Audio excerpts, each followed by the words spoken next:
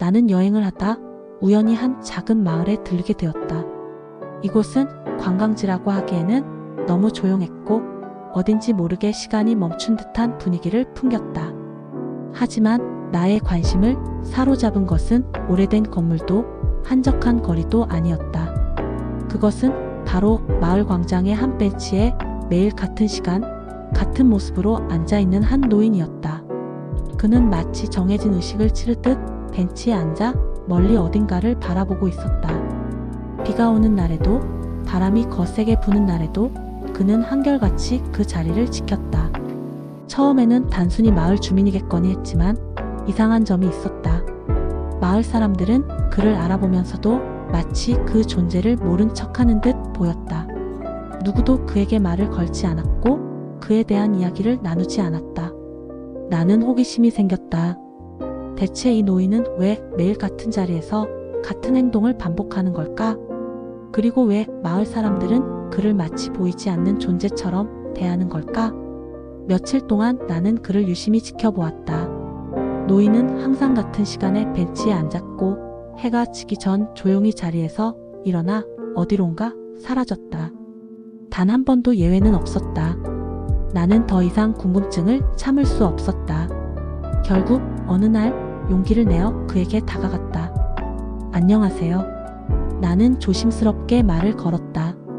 노인은 천천히 고개를 돌려 나를 바라보았다. 깊은 주름이 얼굴을 가로지르고 있었고 그의 눈빛은 무언가를 기다리는 듯한 애절함을 담고 있었다. 하지만 내 인사에 대한 반응은 없었다. 마치 내 존재를 인식하지 못하는 듯한 표정이었다. 나는 다시 말을 걸었다. 여기 매일 계시는 것 같던데요? 무언가 기다리고 계신 건가요? 노인은 한참 동안 나를 바라보다가 천천히 입을 열었다. 기다리는 게 아니야. 기억하고 있는 거지. 그 짧은 말이 나의 머릿속을 맴돌았다. 기억하고 있다고? 도대체 무엇을? 나는 더 많은 것을 알고 싶었다. 하지만 그날 노인은 더 이상 말을 하지 않았다. 그는 다시 멀리 어딘가를 바라볼 뿐이었다. 나는 마을의 작은 카페에 들어가 마을 사람들에게 노인에 대해 물어보았다. 하지만 대부분의 사람들은 노인에 대한 이야기를 회피했다. 그분에 대해서는 잘 몰라요. 라는 식의 애매한 답변만이 돌아왔다. 하지만 카페 주인은 조심스럽게 내게 다가와 작은 목소리로 속삭였다. 그 노인 아주 오랫동안 저곳에 있었어요. 아마 40년이 넘었을 겁니다. 나는 깜짝 놀랐다. 40년 동안 같은 자리에서 같은 행동을 반복하다니. 더 이상 이 노인을 단순한 마을의 한 주민이라고 생각할 수 없었다. 그는 대체 누구였을까? 그리고 그는 무엇을 기억하고 있는 걸까? 나는 점점 더 깊이 이 미스터리에 빠져들었다. 그리고 이 노인의 과거를 밝혀내기로 결심했다. 나는 노인의 과거를 조사하기 위해 마을 기록 보관소를 찾아갔다. 오래된 서류를 뒤적이다가 40년 전 실종된 한 남성의 기사가 눈에 띄었다. 기차역에서 마지막으로 목격된 남성, 이후 행방불명. 기사 속 사진을 보자 내 손이 떨렸다. 사진 속 남자는 지금 공원 벤치에 앉아있는 그 노인과 똑같이 생겼다. 나는 곧장 마을의 오래된 기차역으로 향했다. 역사는 더 이상 운영되지 않았지만 플랫폼은 그대로 남아있었다. 그곳에서 마을의 한 노인을 만나 이야기를 나누었다. 그분 말인가 오래전에 여기서 누군가를 기다렸던 사람이었지. 그는 한숨을 내쉬며 이야기를 이어갔다. 40년 전 한 젊은 남자가 약속을 잡았어. 사랑하는 여인과 함께 기차를 타고 새로운 삶을 시작하기로 했지. 하지만 그날 그는 갑자기 사라졌어. 나는 그의 이야기를 들으며 가슴이 먹먹해졌다.